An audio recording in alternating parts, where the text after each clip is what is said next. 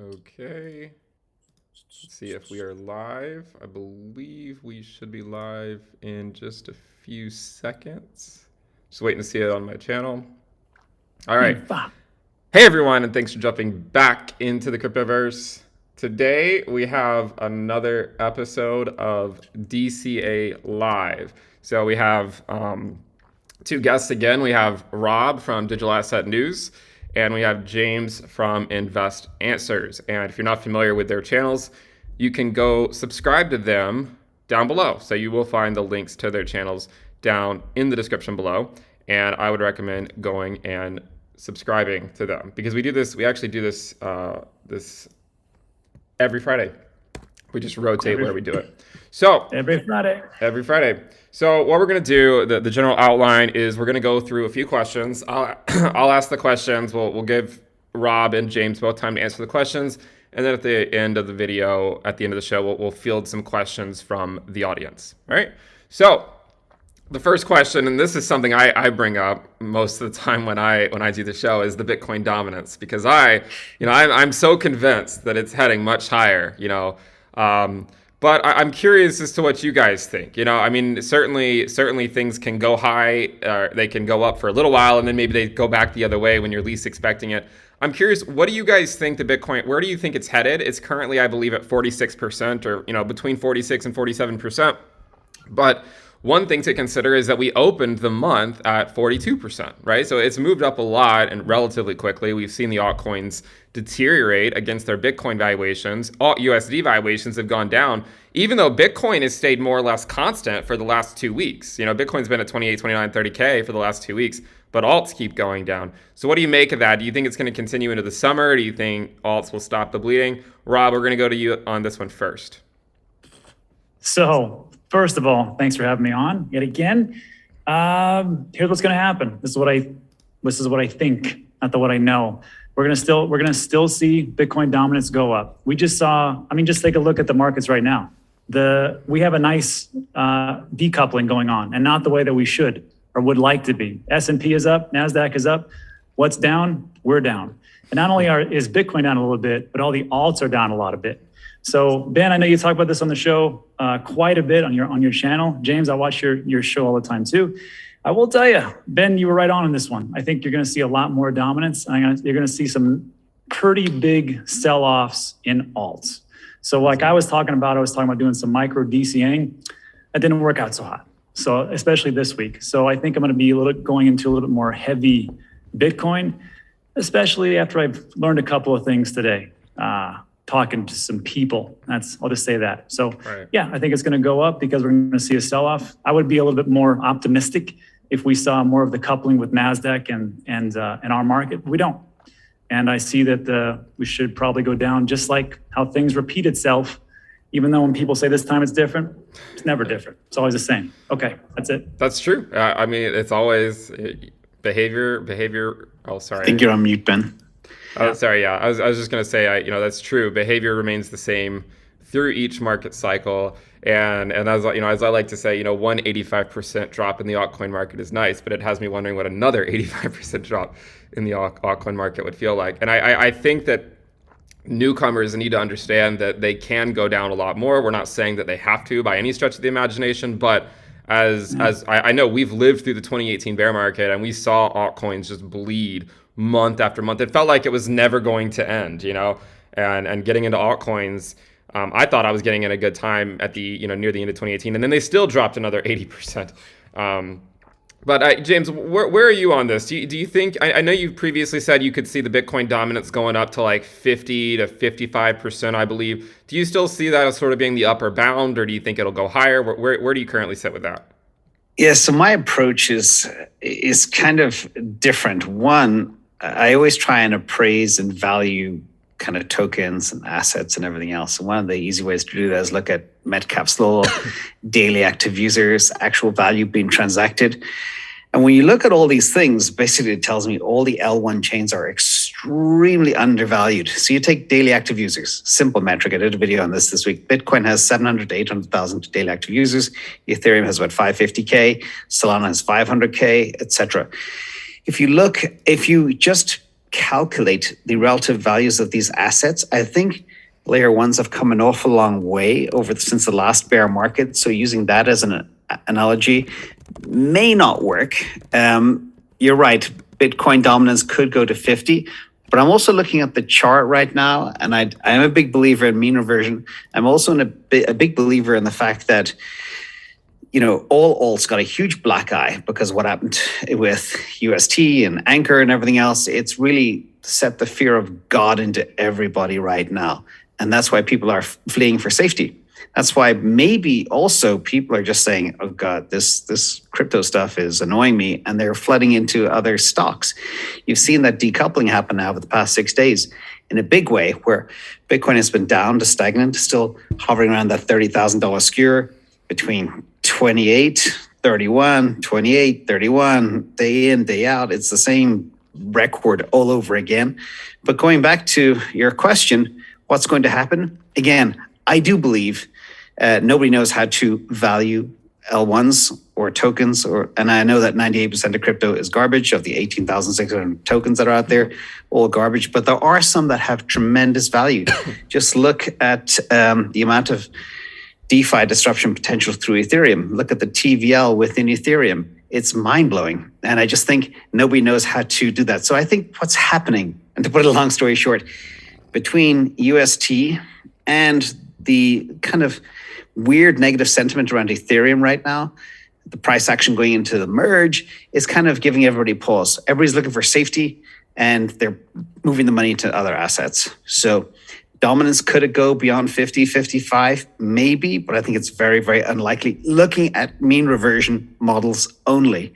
And I see it's like Bitcoin dominance had a huge spike from 40, 41 straight up to 46, 47. Mm-hmm. And it seems to be running out of steam. But Ethereum is leading the rest of the alt market, and that's sucking wind right now. So it's at the end of the day, it's a cop-out answer, but it depends on what Ethereum does next. I think it's always good to have perspective, right? I know I'm a lot more bullish on the dominance. I kind of think it's just getting started. But I do, it sort of leads into the next question, which you kind of just touched on it. So I'll go right back to you on this. I want you to elaborate. And that's on the merge, because, when I think about the merge, I think about this thing that we've been waiting for forever, and we think about this transition from proof of work to proof of stake. And that's going to be a big deal. And under a bull market, I think it would be great, My main concern is that we are introducing an uncertain element to Ethereum during a very uncertain time in the markets. And, when I think about ETH and I look at the charts, and I've made videos on this on my channel, it just looks like the ETH or Bitcoin valuation is likely in a downtrend for the next 6 months. Okay. So that's kind of where I think it's going. But I also want to hear other people's opinions on it. Like, what am I missing? Do you think that the merge will actually lead to the price going higher? Do you think that it will go out, it'll go smoothly and it'll lead to people being less fearful or about the transition to proof of stake? What do you think? Could you provide a different perspective, or do you also think it's likely going to be bearish for the next several months? Yeah, so this is, and I spend every single day trying to weigh up the pros and cons of both. And as everybody knows, ETH is my second biggest bag. I wish it wasn't right now. As I can talk more about allocations later if we go down that path. But I see a number of ways to view it. One, you've got the regulatory risk. ETH is the lowest of all alts, per Gary Gensler, etc. Also, the move to proof of stake will kind of support the green initiative. It'll bring in ESG-friendly funds. It'll attract more money to the chain, which is good. The problem I have is all of the negative sentiment from some of the key devs from Ethereum out on Twitter saying stuff. That was a real black eye to Vitalik and the team, and it just rattles confidence in this merge. Also, people expect ETH 2.0 to be a silver bullet, cheaper gas, more scalability, etc. It is not. Even with sharding, Ethereum 2.0 will not be able to take on any of the demand from the current DeFi and NFT space. So there's a lot of misconceptions. People think it's a silver bullet. It's not. So that's what has me concerned. So you got the one side again, to summarize, It could attract money, but it's not. It's been bleeding all year from the funds. They're selling off and they're putting money into other assets. You know, the ETH killers, for example, or Bitcoin. And the second side of it is people think it'll be a silver bullet. But the big issue as well is if it does move to proof of stake, there'll be a huge unlock, and that could bring down a huge amount of downward pressure too. So there are my concerns, both positive and negative. Do you guys agree? Yeah, I mean, I think there's a lot of there's a few. I think there's a few positive things about it just by actually doing it, you know. But I think given the risk-off environment, I have to lean more bearish. I think for the time being. Rob, what do you think? Are you in the Ether Bitcoin valuation bear camp, or are you bullish on it? No, because I mean, well, here's the problem. Let me go back to what James first talked about in the original question when he's talked about valuations. Nobody really knows a great way to evaluate all this new technology. And when he was talking about, you know, the different price action that's going on, it's the same thing. I always remember the story with Jeff Bezos when his stock in Amazon just plummeted. And he took a look and he said, well, how's the user base? Well, we've grown that. Well, what about the acquisitions as far as other companies? Well, we bought Zappos in all these different places. That makes sense. And what about all the different warehouses? Well, we just added, you know, another 50 or 100 across the United States. So he's like, why is the stock market down? Or why is our stock price down? Because they didn't know how to evaluate exactly the quality that it is. So if you take a look at that, it's the narrative and it's the comments and it's the negativity that's around it. So I don't fight the Fed. And I don't fight the narrative. And it seems like the narrative is going down. So going on to the question of Ethereum moving forward, again, this is just the second part of the merge of when it all goes to ETH 2.0, which is even called ETH 2.0. The merge is just that very first part that eliminates mining and goes to proof of work, or proof of stake, excuse me.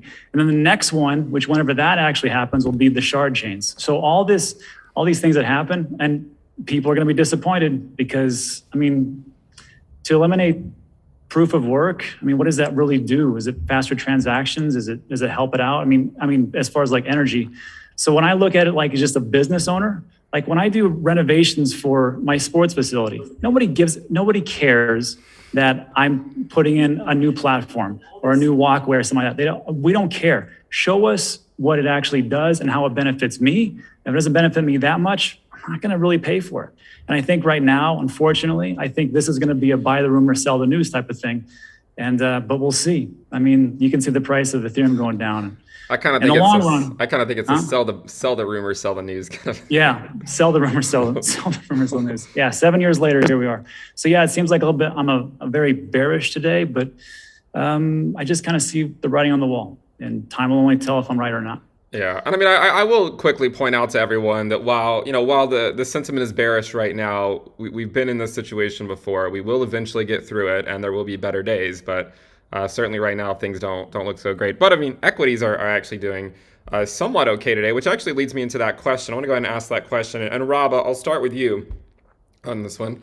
You know, people have talked about, you know, when is Bitcoin going to decouple, you know, from tech stocks and whatnot. And on a day-to-day basis, it's not like you can take anything to the bank in terms of a correlation, right? I mean, but with that said, we've seen the NASDAQ, we've seen the S&P, we've seen them bounce a little bit this week, but Bitcoin hasn't, you know, and probably because we're in a risk-off environment, so it's going to be the last thing. I mean, cryptocurrencies are extremely risky in terms of where they are with respect to equities and with respect to other things. So, do you think that with the stock market, and then I'll get to how it affects to Bitcoin later, but do you think with the stock market, this is a sustained move? Like, are we heading into an actual move up for a while? Or do you think we're just going to get hammered back down next week and we're just going to keep going lower? So is it a sell in May and go away? Or is the summer going to give us something different? Man, I wish I would have sold in April and gone away, because that seems like the better month. But we did a video on this whole topic, sell in May and go away. And it seems like there was just different data points all the way back to the 1950s, where they took a look at that old adage, sell in May, go away. And it wasn't just the American stock market, it was globally. And they said it really does equal out, and it's very positive when people do that. And then there's the part where it talks about the Halloween drawback, or where people come in around October, November, or Q4. So do I see some things as far as like the stock market? Ask the Fed. I mean, it depends on how many points that they put on the board. If they're going to come out and say, yeah, it's just, 50 points or half a point, and that's it. And then we see another one and then they stop. It just depends really on that. And until they, like everybody talks about, until they pivot, I don't see a lot. But having said all that, there is a bull case somewhere in certain stocks. Remember, Amazon's, I think they just came out and said they're going to do a 20 to 1 split. I think Tesla might have one coming up as well. And then taking a look at different commodities, oil, that could be another big play. But that's for other people to decide. Fair enough. James, I know you dabble in equities quite a bit. A lot of times you're actually making trades around this hour just before the close. What do you see with stocks right now? I mean, we have bounced a little bit. Do you see it? You see them going higher, or are they gonna sort of just fall out here? That's a very loaded question. So we did have a quadruple bottom on the S&P 500 about 3,900. Now it's over 4,100. That's a pretty impressive bounce in 6 days. Google's up 10% off the lows. Tesla's up nearly 25% off the lows just in 5 days. And, I've always said, like, for everybody to know who doesn't otherwise know from your channel, I am basically nearly 85%. I've got two equivalent sized portfolios, crypto and equities. I'm at 85% Bitcoin, probably 85% Tesla at this stage right now. But I always said Tesla 750 to 850 is the deal for since October last year.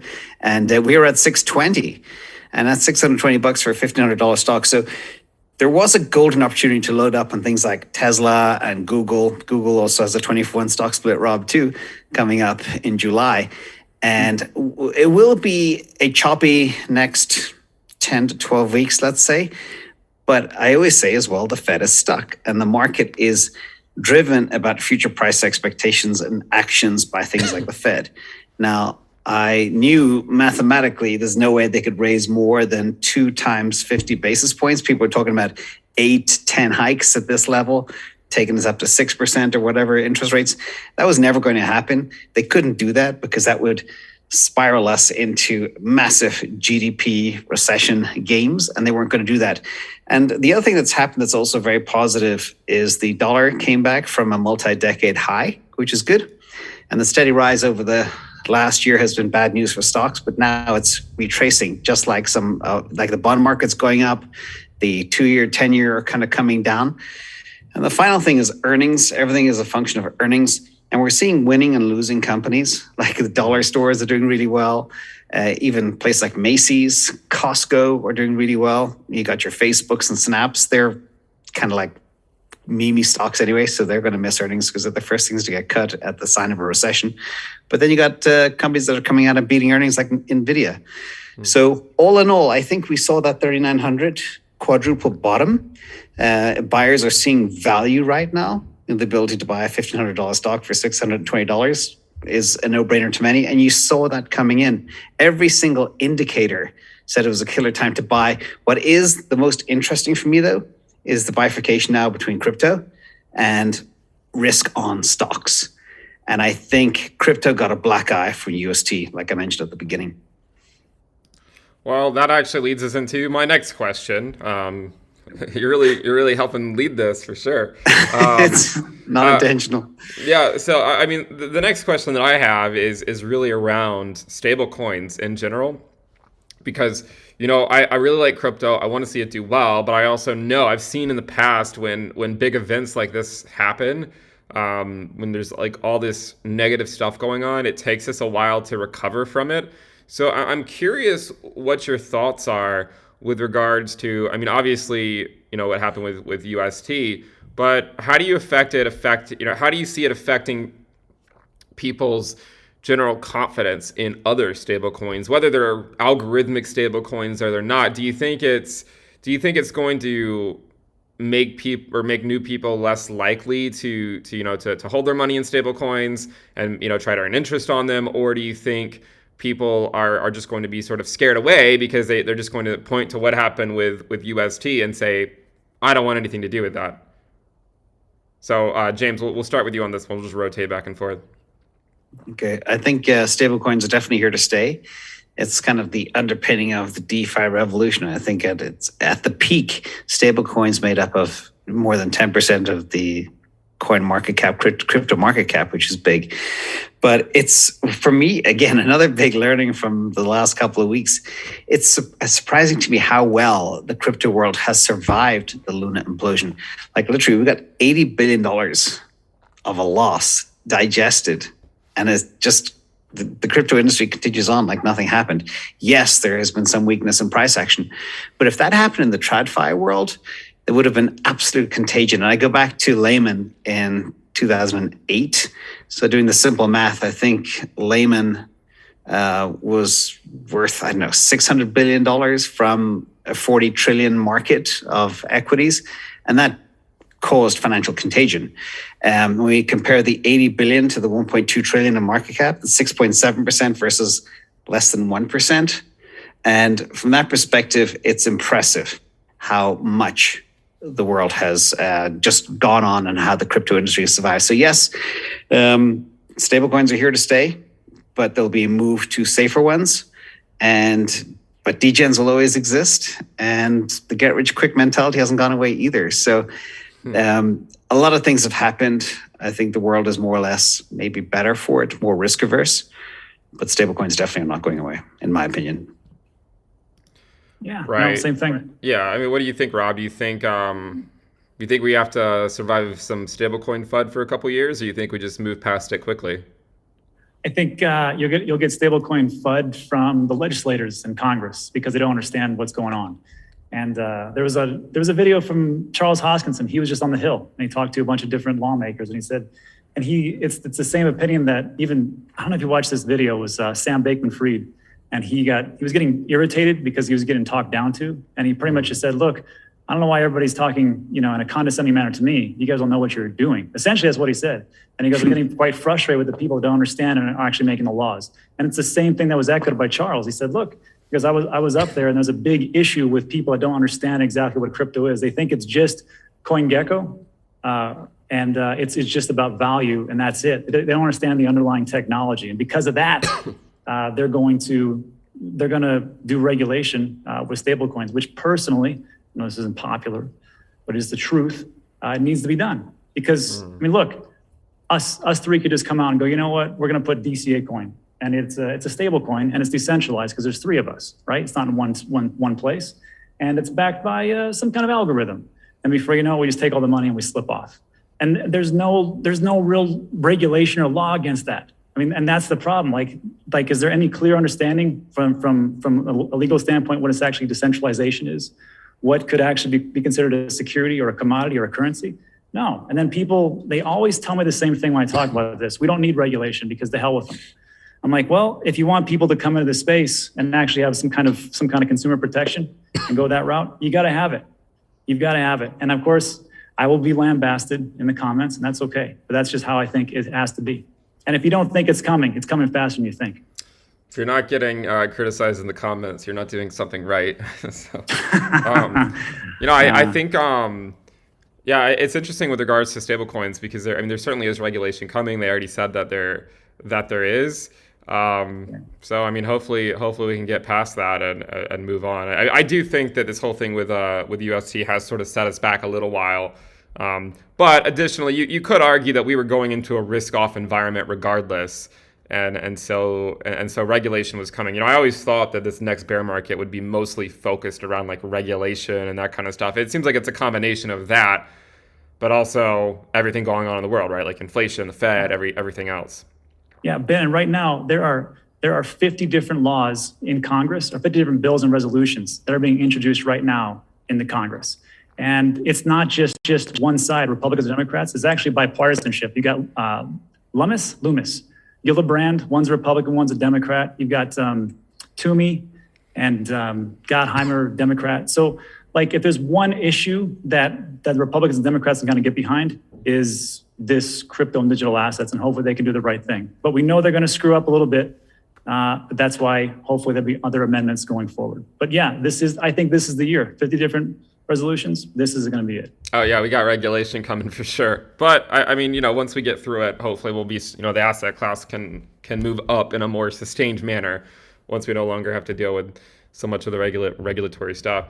So, one thing that is always on everyone's minds, no matter what the market's doing, right, is, well, are you making any big changes, or like what are you looking into in terms of investments? Cryptocurrencies are certainly, they've just been in a bear market, right, for months now. And I mean, the cold hard truth is that while we will likely get bounces down, you're just better off assuming things are going to get trend down for a while, right? I mean, that's just been the case for months now. It'll likely continue to be the case for a while longer. But where else do you look? I mean, are you looking into, say, equities? Are you looking into commodities?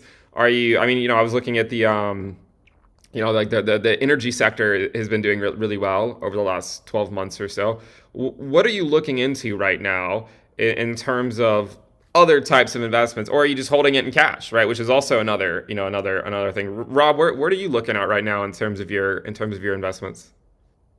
Well, I mean, it is quite, first of all, so crypto and dollar cost averaging. I talked about doing micro DCA, and the thing is, you can still do those things, but just know that you're going to go way down as time goes on. The sell and may go away, I think, is still correct. And I think we're going to go down. But if you can handle that volatility and then keep doing it, then that's fine as time goes on. Because if you think you're going to be here 3, 5, and 10 years, then it's not a thing. However, you can just, this is not financial advice, but save your money, stack cash, wait for some kind of bottom indicators. Although no one can time tops and bottoms. It's extremely difficult. You will never get the absolute number. So, I mean, but if you can kind of wait a little bit, maybe it's not a bad idea. It's up to you. So I take a look at that because I know that that's how I made all my money in crypto was in 2018 and 2019 dollar cost averaging. I just didn't dump a ton of money all at once. It was very sustained. So that's that one. The other part that I look at is like equities I'm not big into, but just like what James was talking about, Tesla stock split, Google stock split, and Amazon, which I have a business on, it looks very good to me because over time, again, if you have time in the market, which is better than timing, you'll do pretty well. So I take a look at those and I'm actually actively buying into that. And then lastly, real estate was like me and my wife loved to get into real estate, but it was an awful time because it was just overinflated. And of course, there was so little inventory, but now we see a little bit of it shifting backwards. And you see the interest rates are rising. You see there's actual supply that's on the sheets where people can actually pick them up.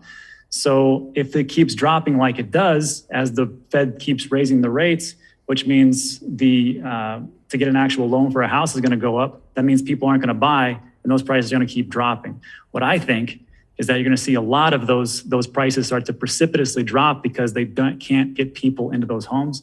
And that, unfortunately, one crash is another person's opportunity. And that's what I'm looking for. I hate to say it like that, but no, it's true.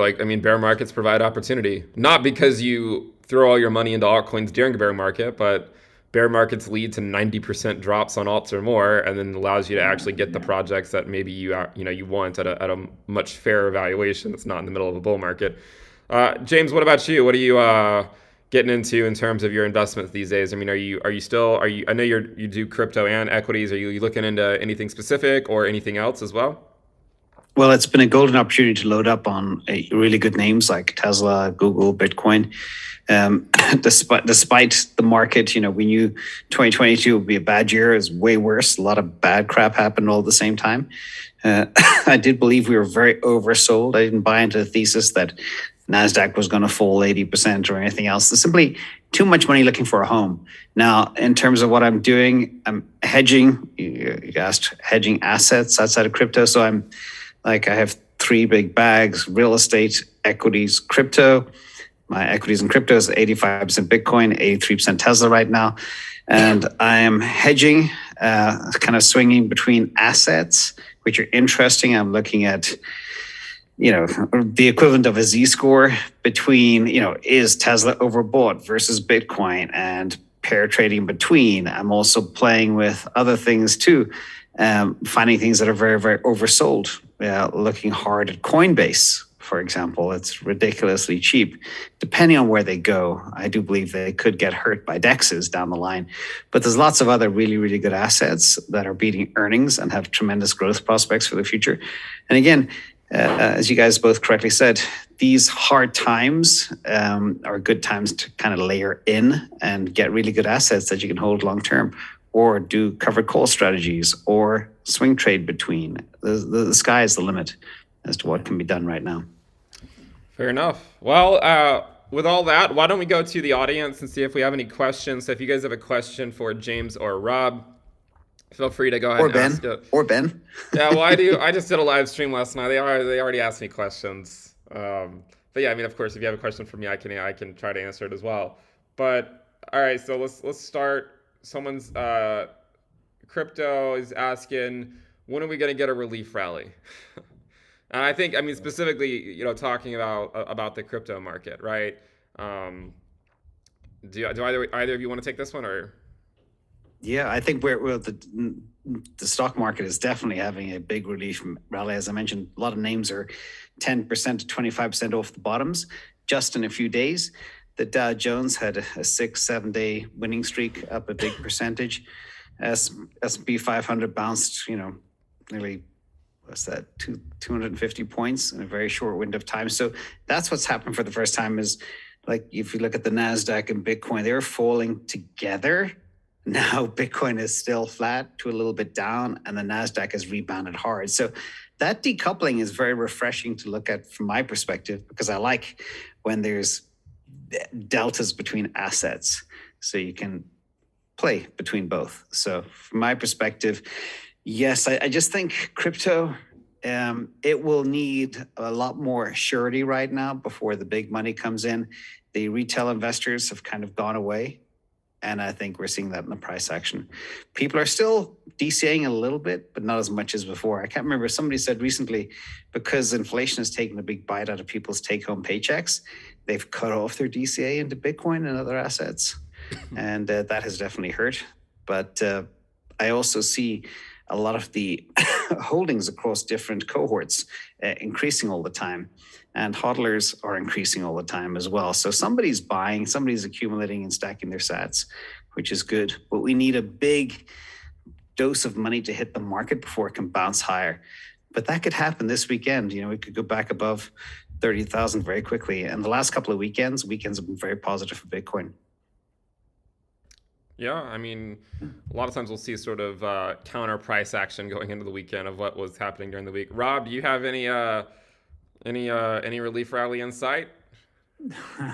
I hope so.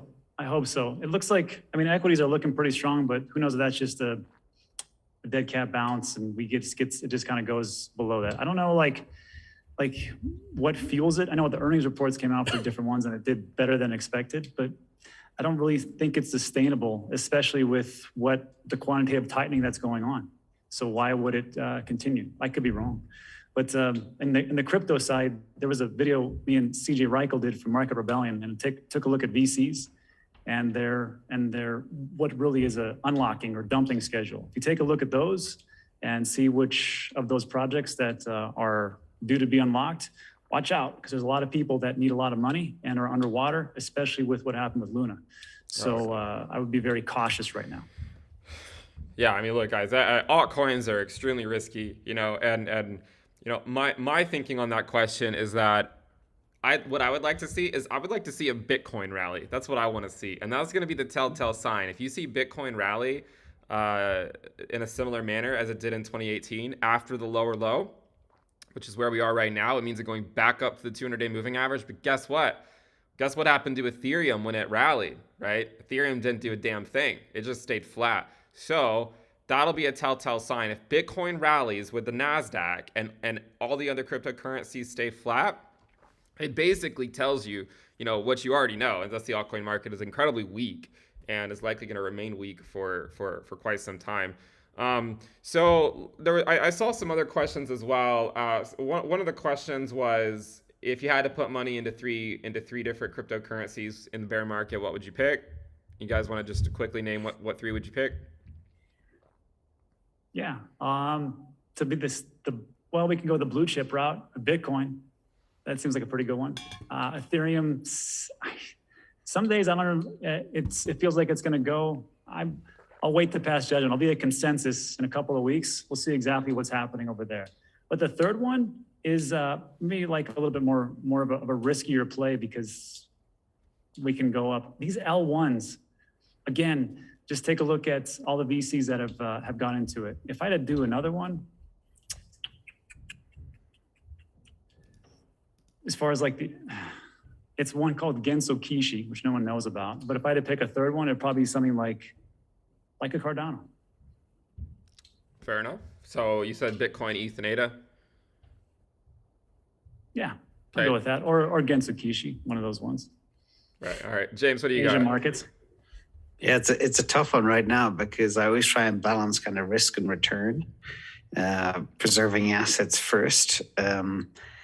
So when you see things like we saw Tesla so cheap versus Bitcoin, and I think about those two first, what would I buy first? I'd be buying Tesla at 630, 640, 650 over Bitcoin, because I just think in these market conditions, you'll get more signals, more buying action when, say, for example, Tesla beats earnings than you would from Bitcoin. I still think we're suffering from that black eye from the Luna implosion. So a lot of people are kind of slow to trust crypto again. It'll come back, but we need more positive signals from the Fed. We got a lot of positive signals this week. The market has reacted. It took them 2 days to really digest all the information. I think inflation's coming off the highs. I think the Fed can no longer raise. They'll do 50, maybe another 50, and that's it. And they'll telegraph it all because the market needs to rebound before the elections in November. And that's part of their mandate, which is not part of their mandate, in my opinion. So that's what I see happening in terms of stuff. You know, I think we are at historical lows to stack Bitcoin. So yeah, if you can buy a Bitcoin at 28K, like we could yesterday, or $28,003, which is exactly where it fell to, that's a historic steal. And then hedge bets, I'd be more about kind of hedging the alts right now. I'm just worried, again, as I said as well at the beginning, ETH is driving the altcoin market, and ETH is in a very fragile position. So until that rebounds, anything beneath it could struggle. But then again, we did see some very positive action from names like Aave over the last week or two when the whole market was tanking. Even Link was a little bit strong. So it's hard to say, but everything is just so fickle right now. Everybody's so nervous. I'd hold cash before jumping into alts would be my conservative position right now. And I was tempted to buy a couple of things, but I would hold for now. But stack Bitcoin. Bitcoin is the solid blue chip. No downside, or very little downside. Right. Lots of upside. Yeah, I think the problem with, as you said, the altcoin market is that, you know, it's basically just likely going to go down for a while, or it's just going to be very weak. So if I had to pick three, maybe it's kind of cute to say this, but I would just say Bitcoin, USDC, and DAI. Perfectly. I think now the altcoin market is very risky right now, and I don't say that lightly. To give you two altcoin examples that I think are worth watching, two trends. There's the BNB Bitcoin valuation, which I think has been going up recently. It also went up until the month after the lower low in 2018 as well. So I'm kind of looking to see the BNB Bitcoin valuation maybe hit a local top here in the next few weeks. There's also the Link Ether valuation, which is interesting. I mean, this is one that I've sat on, and I mean, it's gotten wrecked to no end. But it did actually do well against Ether in the last bear market, and it was actually upon Bitcoin's rally back to the 200-day. So Bitcoin rallied back to the 200-day in 2018 after the lower low. Ether didn't go anywhere, but then Link went up, and then Link Ether rallied for the next 2 years after that, and it kept going up. So I'm not really buying any altcoins right now, but I would say, Bitcoin is really where you want to be, cash, and just be patient and wait this thing out. And eventually we'll be in another accumulation phase of a lifetime type video. It's interesting. I'm looking at the Link Ether right now. It just flashed a big buy at 0.0035. Yeah. So definitely looks like it's tanked out. Yeah, I mean, it's down I think Link's down 93% against ETH since summer of 2020. And yeah, we've watched it bleed a lot. So I don't know. We'll see what it has coming for it in a couple months to see if it's showing any strength or not. All right. What other questions do we have? Let's see. A lot of people are asking about layer ones. Um, let's see. Some people are saying, should I sell my alts at a 77% loss and dump it to Bitcoin? Like, guys, no one here can tell you what to do. We don't offer financial advice. I mean, I can tell you what I think is going to happen in the market, which we have. I think a lot of us have been pretty transparent about that. But ultimately, the final decision has to come to you. What are some other questions? Someone says they're waiting for me to say Bitcoin, Bitcoin, and Bitcoin as opposed to Yeah. USD. That's what I thought you were going to say. Yeah, but Yeah, you know no, what? Like that. Tell them real quick that the person that said 77% down, like, what's it going to do for you if you sell now? I mean, you can use that on your taxes, I suppose. This isn't financial advice, but I remember Ben's been there, James been there. Ben's has been there longer, since 2014. You see things go down 77%, you could sell it, but for me, I look at that and go, I'm just going to hang on because I'm going to be here 3 years, 5 years, 10 years. And if you're a trader mentality, your trader mentality is get out of that, get into something faster. And if you're a big trader, that's on you. But for me, it doesn't work like that. Like I can't just get and jump out of things and in and out. It just works better for me personally, just to go, I'm going to stick with this project. I like the community, the utility of the team, and the tokenomics. I'm just going to stick with that, and I'll ride it out until something catastrophic happens. But that's like a Luna situation. Right. All right. Let's see if we have maybe one or two more questions. What macro indicators are you looking for? Well, we've talked about this a little bit. James, you want to take a quick stab at that one? Yeah, right now we are beholden to a couple of things. Like look at the 10-year bond. Try read the signals coming from Jerome Powell.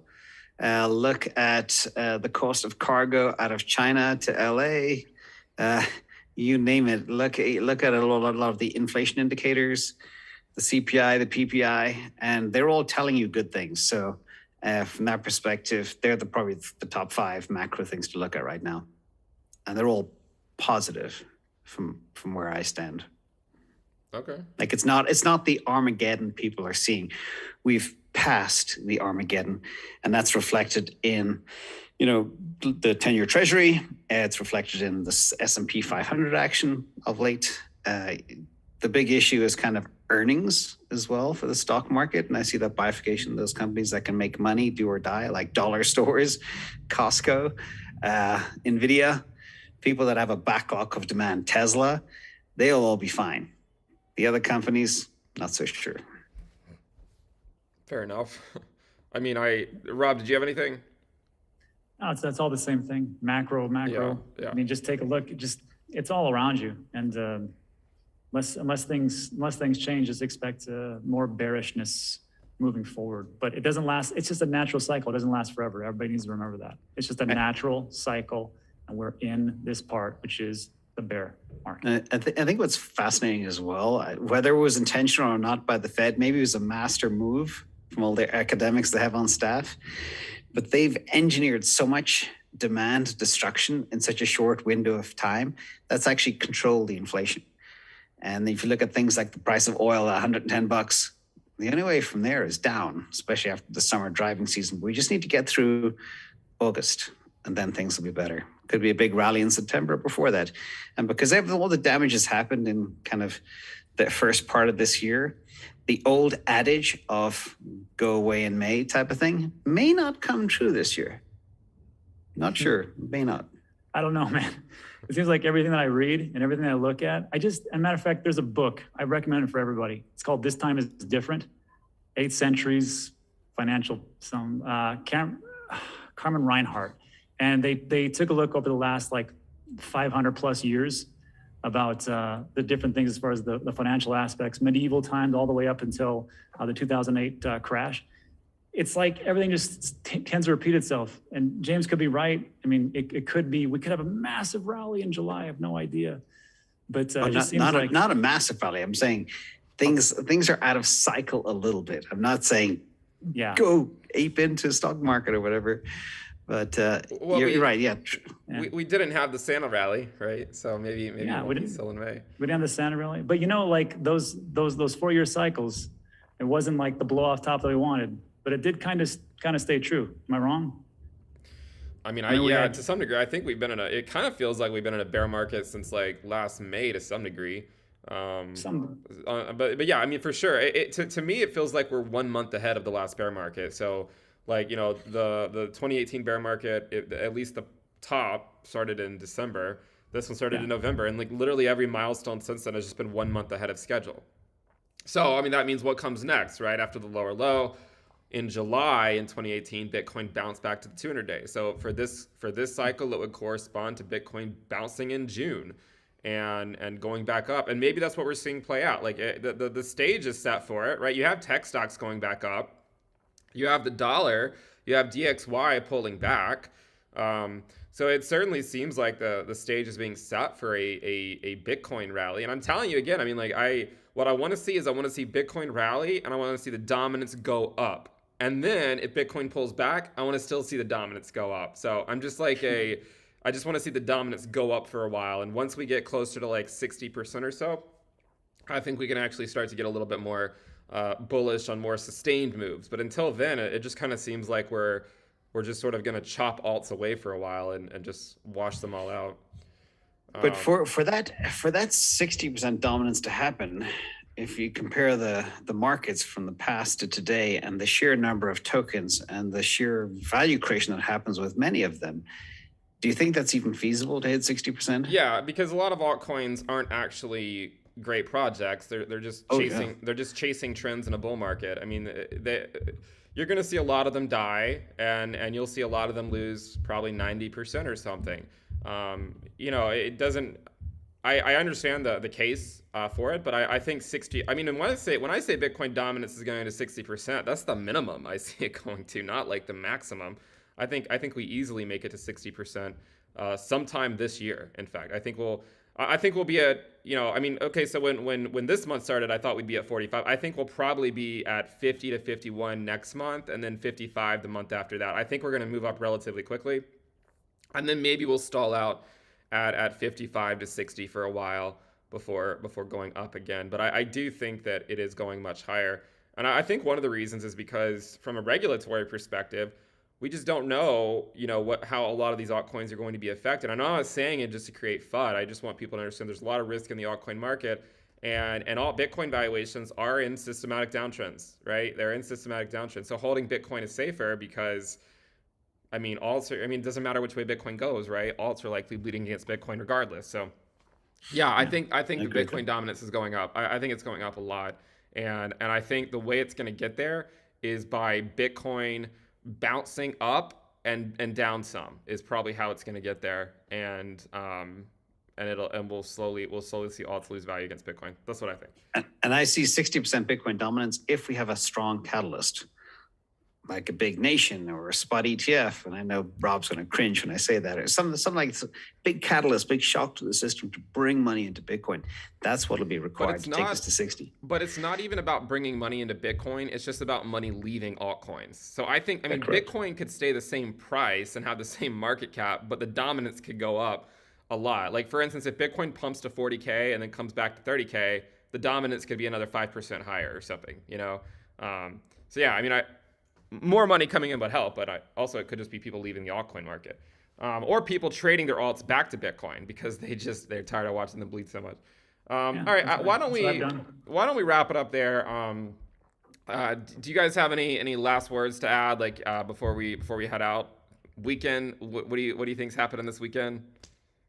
Oh, I know exactly what's happening this weekend. It's going to be barbecues and friends and family. It's going to be great. Yeah. So everybody who's watching their portfolio, stop watching your portfolio. We're not here for the day-to-day. We're here for the year-to-year. So just get out of there and just enjoy the time with your family, because you never know. Look, it's like we just talked, Ray Liotta. Rest in peace. You never know when your time's coming. So get out there, enjoy it with your friends and family. And I say there's an 85% chance we'll get back above 30,000 this weekend. Fair just enough. Because of what's happened over the last 10 days, that 28,000 to 31,000, up and down, up and down, up and down, with incredible regularity. It's a day trader's paradise. Yeah. I like the optimism. All right, well, why don't we leave it at that? I will remind everyone here, over 5,000 of you watching, make sure you subscribe. But more importantly, go subscribe to James and Rob, because next Friday we will be on James's channel, I believe. The Friday after that, we'll be back over on Rob's channel. So make sure you go subscribe to them, and you'll be able to catch this show every single Friday. All right, thank you guys for tuning in. I'll see you guys next time. Thanks, Ben. Thanks, Rob. Happy Thanks, weekend, everybody. Bye. Adios.